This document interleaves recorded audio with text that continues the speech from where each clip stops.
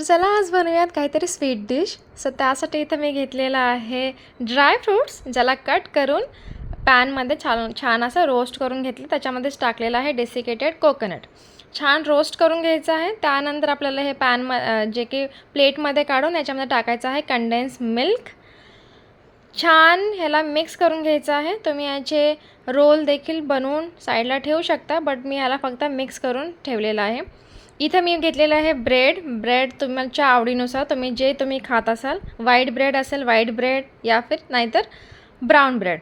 इथे मी brown ब्रेडचे side जे आहेत कट करून घेतले आहेत. आपल्याला लाटणं घ्यायचं आहे आणि त्याने छान याला एक रोल करून घ्यायचा आहे, म्हणजे पातळ करून घ्यायचा आहे. आणि याच्यामध्ये हा जो मसाला बनवलेला आहे हा मसाला भरून छान याला रोल करायचा आहे. तुमच्याकडे एअर फ्रायर असेल तुम्ही एअर फ्रायर करा, नसेल काही हरकत नाही.